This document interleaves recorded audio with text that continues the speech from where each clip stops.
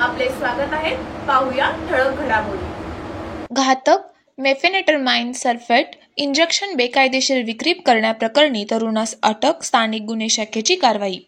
जिममध्ये मसल्स वाढवण्यासाठी वापरण्यात येणारे आणि मानवी आरोग्यास अत्यंत घातक असलेले मेफेनेटरमाइन सल्फेट हे औषध बेकायदेशीररित्या विक्री करणाऱ्या एका तरुणाला कोल्हापूर स्थानिक गुन्हे अन्वेषण शाखेने सापळा रचून अटक केली। त्याच्याकडून 63,000 रुपये किमतीचे 63 इंजेक्शन बॉटल्स व मोबाईल आणि एकूण 73,000 रुपयांचा मुद्देमाल जप्त करण्यात आला आहे। प्राथमिक माहितीनुसार अमोल अशोक पाटील, वय वर्ष 34, राहणार प्रयाग चिखली, तालुका करवीर असे अटक करण्यात आलेल्या संशयिताचे नाव असून तो रजपूतवाडी येथे क्रांती लॉज समोर इंजेक्शनची विक्री करत असल्याची माहिती पोलीस अंमलदार सत्यजित तानुगडे यांनी गोपनीय सूत्रांकडून मिळाली होती।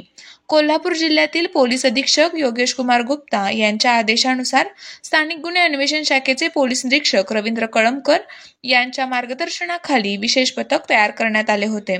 सदर पथकाने सापळा रचत अमोल पाटील याला रंगेहात पकडले व त्याच्या ताब्यातून बेकायदेशीर विक्रीत असलेल्या इंजेक्शनची 63 बॉटल्स व मोबाईल हस्तगत केला।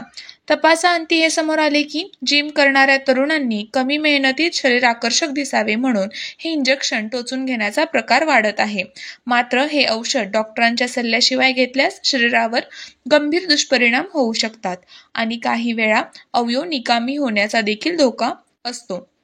या प्रकरणी करवीर पोलीस ठाण्यात गुन्हा दाखल करण्यात आला असून आरोपीने हे औषध कुठून आणली व कोणास विक्री केली याचा तपास सुरू आहे।